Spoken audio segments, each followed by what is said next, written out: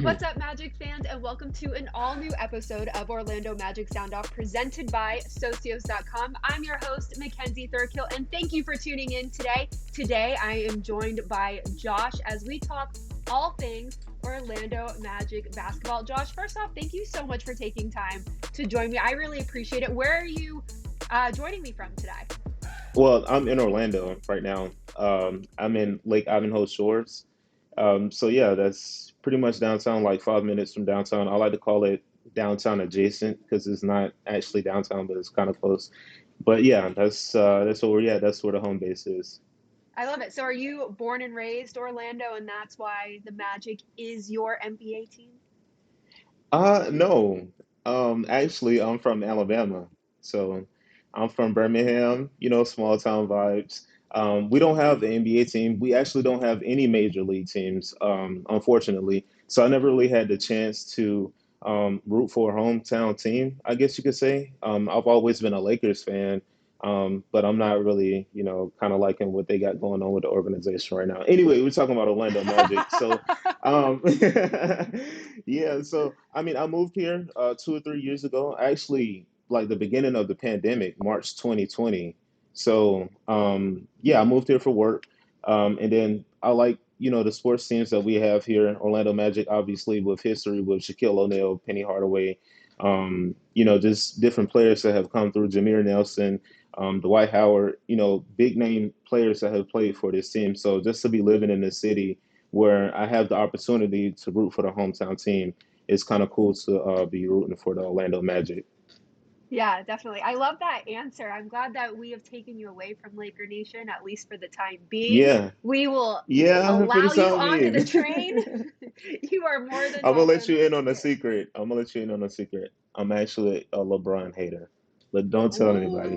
So Ooh, okay. that's why that's why I'm not going for the Lakers right now. But anyway. So I yeah, got you. I got you. Well, of course, since COVID a lot has happened with the team, we of course are a right. much younger team this season. Yeah, We of course have had our trials and tribulations, but it's exciting nonetheless to see these guys, come together under first year head coach Jamal Mosley and just see what they're building, especially for the future. One of those guys who is younger, who we acquired last year during the trades. Of course, we all remember it. RJ Hampton, who has got a right. lot more playing time this season. Of course, he's been getting a lot of starts as of recently with Jalen Suggs having gotten injured. So, kind of before we get a little bit more into the nitty gritty of RJ Hampton, I just kind of want your brief overview opinion on RJ and kind of how he's been this season.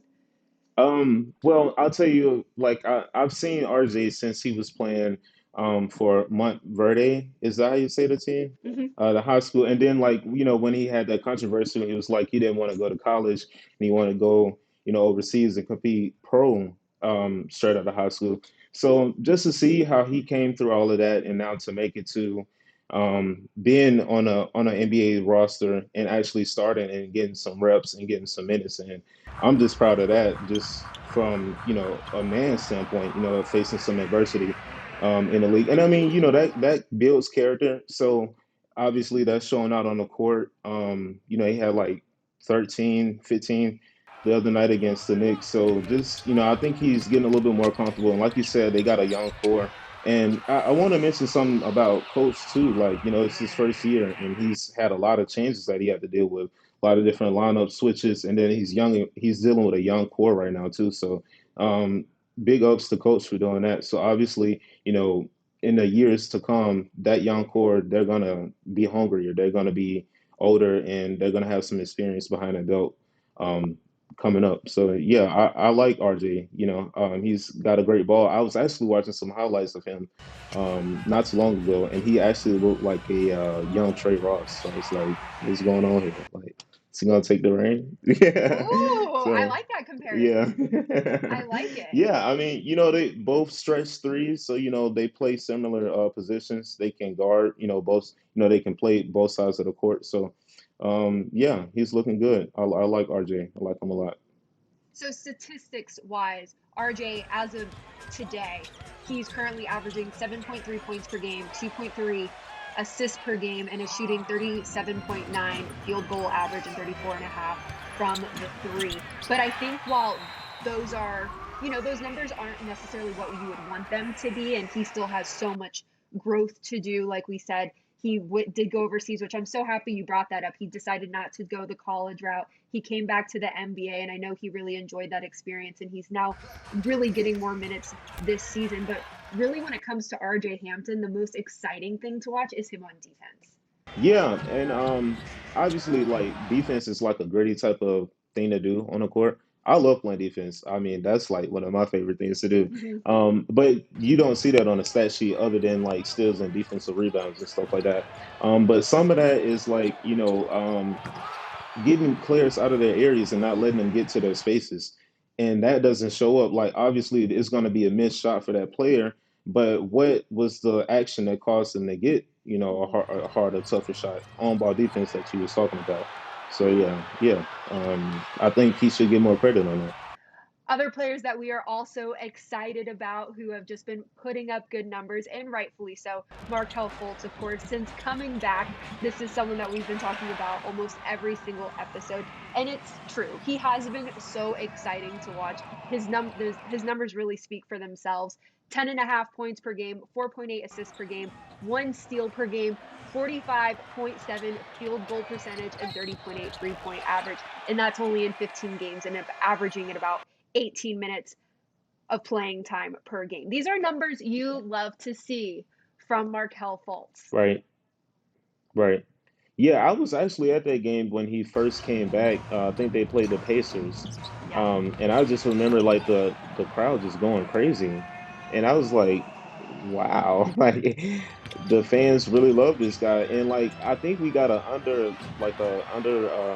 lying theme going on right here.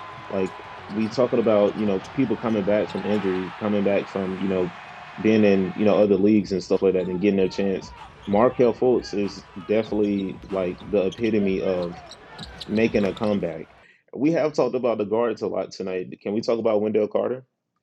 If you, I I'm mean, just kidding. Wendell, hey, you know what? It's your Dell has show. been, Wendell is someone that we've also talked extensively Yeah, about, and, rightfully so. He's obviously an anchor to this team. He's right. the highest scoring, like, he brings in the most points per game for, Dominant. for our team.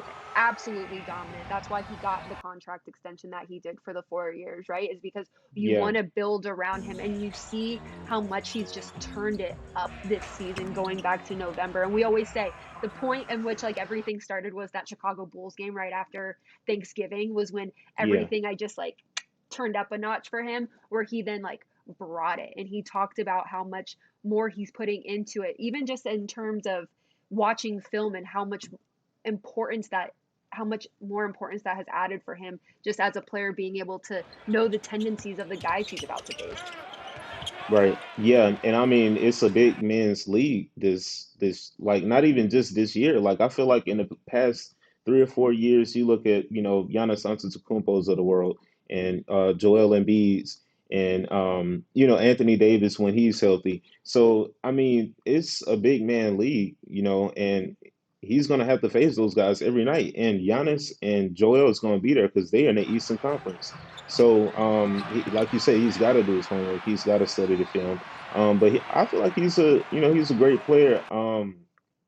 Definitely strong. Um, I mean, I feel like he's the best talent that we have on the team, to be honest with you, center wise, because like clogging up the paint and taking that lane away from a lot of the guards. We know we got guard play out in the East with James Harden being acquired with the Philadelphia 76ers, and Kyrie Irving finally being able to play after the vaccination craziness. So the guards are going to be there, but like if you have a center there that anchors down that position and that claws up that hole, it makes it a little bit tougher for the smalls to kind of get in there and try to rumble with the bigs. So I mean, I love him as a rim protector and his offensive game too. I mean, he can shoot the Mm-hmm. three. Like, come on. Like, and that goes back to what you were saying with him studying film. Obviously every big is shooting threes now, like Giannis, and Joel. But yeah, I really like Wendell. I really feel like he's the future. for Orlando. Well, Josh, Thank you so much again for joining me. I really appreciate it.